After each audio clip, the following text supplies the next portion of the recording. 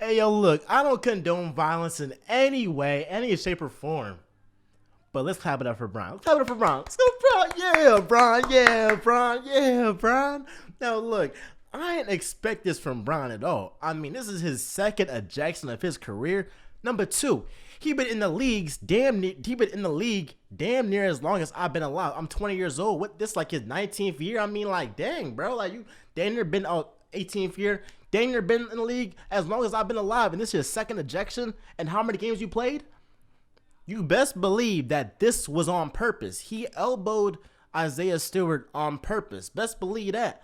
But a guy like LeBron James, who people have said has the highest basketball IQ ever. I mean, you hear Skip Bayless say this all the time, and I mean this guy LeBron, who pick apart plays he will tell players from the opposing team their play. You saw that with the Raptors and all that. I mean, he would just be tormenting those guys. This guy is beyond smart. He is a basketball savant. He did that. He elbowed Isaiah Stewart to light a fire in the Lakers roster. He wanted to light a fire under Anthony Davis specifically and Russ. For real. They were getting beat by 12 points. At the time of his ejection, it was like 66-78, and they were down by 12 to the Pistons. They have like the second worst record in the NBA. I mean, they are terrible, and there's no reason why the Lakers with LeBron, AD, and Russ should even be down. They should be blowing these guys out. They should be blowing these guys out. But Bron did this to light a fire under that Lakers roster because they needed it. And guess what happened? They were down by 17 points and came back. AD at the end of the game had 2 crucial blocks and a clutch game time layup. I mean, come on now. A guy like Bron knows what his team needs. He knows, okay, if I get my team mad, if I get my team riled up, if I get my team, you know what, they have something to play for because if you in LA and you go to Detroit now, hey, if you watching this and you are from Detroit, hey, I'm not trying to bash on y'all. I'm not trying to say your city is not cool or whatever. I went to Detroit, y'all like across the river from Canada. I mean, hey, you got some great scenery there. But let's be completely honest, ain't nobody really trying to play in Detroit, bro. So it's like the Lakers already wasn't really getting up for that game. And for a lot of games this season, they haven't really gotten up for them, right? Bron lit that fire under the Lakers so it could be a switch. It could be a switch. They could be like, yo, we are BSing right now. This team has Kate Cunningham, Isaiah Stewart, Jeremy Grant. I mean, that's all I can remember. I only know Isaiah Stewart's name because he was in a fight yesterday, right? He was tripping out. We're going to talk about him a little bit later. But best believe Bron did this on purpose. And a guy like Bron, who was the smartest guy in the league, knew exactly what he was doing. A guy like AD is averaging 24 and 10. I mean, look, that's good numbers. That's good numbers. But for a guy like AD, who right now is 28 years old, you should be averaging 28 and 10. You should be averaging 28 and 10. I mean, you should be the lead dog for the Lakers. You should be the lead. You should be their best player. You really should. I mean, LeBron should be Russ and LeBron should be, you know what, giving the keys to AD because this should be his team right now. It should be his team, but a lot of times AD plays so soft, bro. So soft. The other game against the Bucks, Giannis put up 47 on you and you had 18 points. If you're going up against Giannis, you better have your best game. You better mark that date like, yo, I don't care what's happening, but I'm going to ball out this day. I don't care if we lose by 40. At least I'm going to have 40 points myself. I'm going to ball out. AD has been playing super soft, like taking jump shots. AD, you are not Kevin Durant. Get your butt on the block.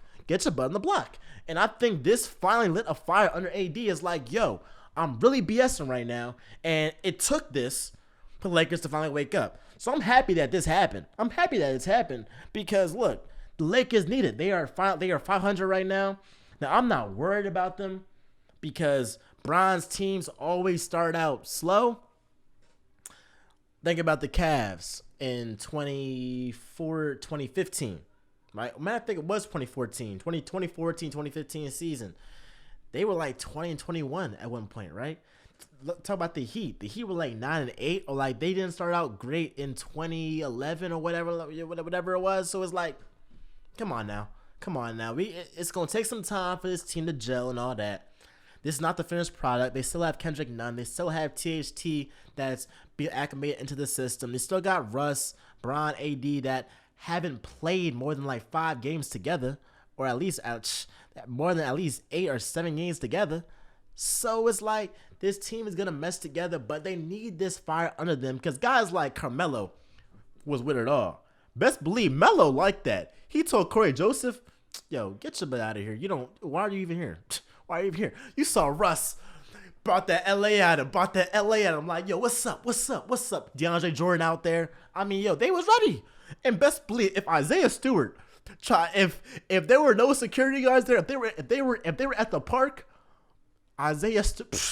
he would have got boom, boom, mink. It would have been bad. It would have been bad on him. It would have been bad. So talk about Isaiah Stewart. You're gonna get fined and a suspension for no reason. And I'm just so tired of these NBA gangsters.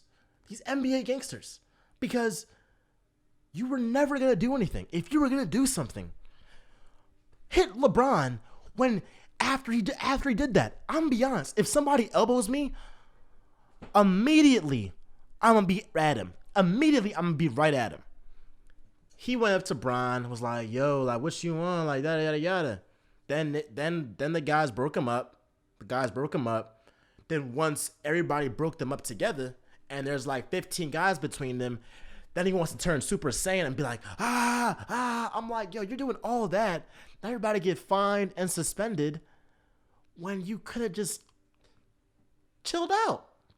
I mean, like, yo, y'all know nothing's going to happen. That was my problem with Jimmy Butler shouting across the room at Jokic. I'm like, yo, you know that nothing's going to happen. You know nothing's going to happen. Isaiah Stewart, he was tweaking yesterday. He was tweaking bad. He's going to get suspended. Bron might get a 1-game suspension, but like it's not going to be nothing crazy. Yeah, Bron hit him on purpose. Best believe he hit him on purpose, but it was for a reason. He had a sacrifice for the team right there. He had a sacrifice for the team. And I'm all here for it. Now, I don't condone violence, like I said in the beginning. But a guy like Bron had to do what he needed to do to help this Lakers roster. Now, y'all always know I keep it real. This is Real Talk with Miles Johnson, and I'm out, y'all.